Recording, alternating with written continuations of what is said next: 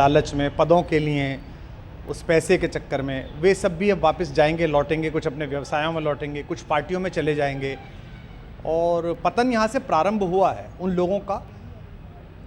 मेरे लिए कोई प्रसन्नता का और दुख का विषय नहीं है, मैं बीच में खड़ा हूँ। प्रसन्नता इस बात की है कि करोड़ों लोगों ने आशा लगाई थी, करोड़ों लोगों ने, लोग अपनी नौकरियाँ छोड़ के आए थे, व्यवसाय छोड़ के आए थे, दुश्मनियाँ ली थी लोगों ने, उन सब की हत्या एक आत्ममुग्ध आदमी ने, एक चरित्रहीन आदमी ने अपनी निजी महत्वाकांक्षाओं की पूर्ति के लिए की।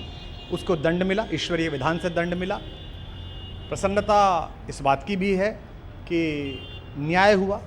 आज जब कहना नहीं चाहिए, लेकिन आज टीवी पर जब जंगपुरा का निर्णय आया और सामने दिखाई दिया कि मनीष हार गया, तो सदा तटस्थ रहने वाली और राजनीति से विरत रहने वाली मेरी पत्नी जो है, उसकी आंख में आंसू आ गए, वो रोने लगी। क्योंकि उसी से उसने ये कहा था कि अभी तो है ताकत, और उसने कहा था भैया ताकत सदा तो नहीं रहती। तो ये अहंकार आशा करता हूँ अगले लोग नहीं करेंगे, जो बाकी दल है वो नहीं करेंगे, इससे सबक लेंगे।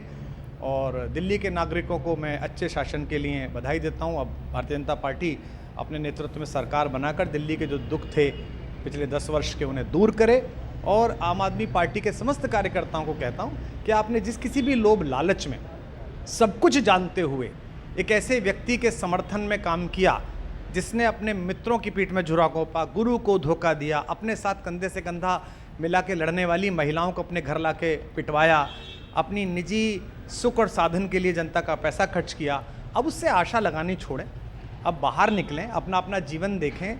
मुझे राघवेंद्र सरकार राम की कृपा मिली, जिनका ये घर है, जिनकी कृपा से मैं यहाँ खड़ा हूँ। मुझ पर कृष्ण कृपा हुई कि मैं इस निर्लज्ज सर्कस से बाहर आ सका। मैं उन सब से भी अच्छे भविष्य की कामना करता हूँ कि वो कोई गंदगी ना फैलाएं कहीं भी, वो लौट जाएं अपने शिविरों में। जिस तरह माधव को, कृष्ण को दूत देख कर भी भरी सभा में अट्टहास करने वाला दुर्योधन जो ये कहता था सुचिग्रम नैव दास्यामि बिना युद्धे न केशवः, बिना युद्ध के 5 गांव भी नहीं दूंगा, आज वो अपनी सीटों के लिए तरस रहा है। और मुझे पता है कि इस दुर्योधन का अंत भी टूटी हुई जंघा के साथ बड़ा ही दारुण होगा और भारतीय राजनीति एक कलंकित अध्याय के रूप में इस बौने दुर्योधन को और इसके दरबार के तमाम शकुनियों को याद करेगी। मैं उनकी मुक्ति की कामना करता हूं कि ईश्वर उन्हें इस दुख से बाहर निकाले और समस्त लोगों को बधाई देता हूं कि चलिए अंततः न्याय हुआ।